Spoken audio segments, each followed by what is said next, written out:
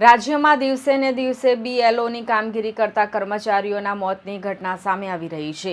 સુરત મહાનગરપાલિકામાં technical assistant તરીકે ફરજ બજાવતી અને બીએલઓ તરીકે વધારાની જવાબદારી સંભાળતી 26 વર્ષીય ડિંકલ સિંગોડાવાલાનું શંકાસ્પદ મોત નીપજ્યું છે. દીકરીના મોતને પગલે હોસ્પિટલ પરિસરમાં પરિવારના હૈયાફાટ રુદનથી ગમગીની છવાઈ ગઈ હતી. તો બીજી તરફ અમદાવાદના ગોમતીપુર વિસ્તારમાં બીએલઓ તરીકે ફરજ બજાવતી મહિલાની અચાનક તબિયત લથડતા હોસ્પિટલ ખસેડવામાં આવી છે. આ ઉપરાંત જામનગરમાં 79 વિધાનસભા વિસ્તારમાં સત્યમ કોલોની આહિર સમાજ પાસે મસીતિયાવાડી શાળામાં શિક્ષિકા હિરલબેન ત્રિવેદી બીએલઓ તરીકે ફરજ બજાવી રહ્યા હતા ત્યારે અચાનક ચક્કર આવતા તેઓ બેભાન થઈ ગયા હતા. ડિંકલ ઘરના બાથરૂમમાં બેભાન અવસ્થામાં મળી આવતા હતા.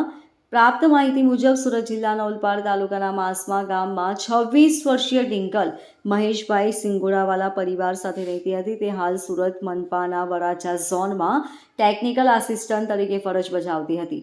ચૂંટણી પંચ દ્વારા તેમને એસઆરઆઈની કામગીરી માટે બીએલઓ તરીકેની વધારાની જવાબદારી સોંપી હતી. જો કે આજે ડિંકલ પોતાના ઘરે બાથરૂમમાં બેભાન અવસ્થામાં મળી આવી હતી. આ અંગે પરિવારને જાણ થતાં ડિંકલને તાત્કાલિક સુરતની ખાનગી હોસ્પિટલમાં લઈ આવ્યા હતા, જ્યાં ટૂંકી સારવાર દરમિયાન તેનું મોત નીપજ્યું હતું. યુવાન મહિલા અધિકારીના અચાનક મોતને કારણે અનેક સવાલો ઊભા થયા છે. રાજ્યમાં અગાઉ પણ બીએલઓની કામગીરીના વધતા ભારણને કારણે શિક્ષકોના આત્મહત્યા, હૃદયરોગના કારણે મોતના કિસ્સા સામે આવી ચૂક્યા છે.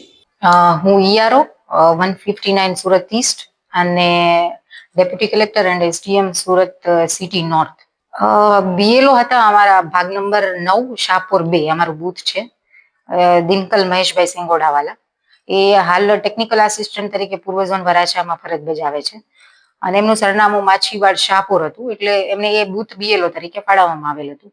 ઉંમર એમની આશરે 26 વર્ષ જેટલી છે અને પરફોર્મન્સ ખૂબ જ સારું, લગભગ 45% જેટલું કામ તો એમણે કરી નાખ્યું હતું એમનું.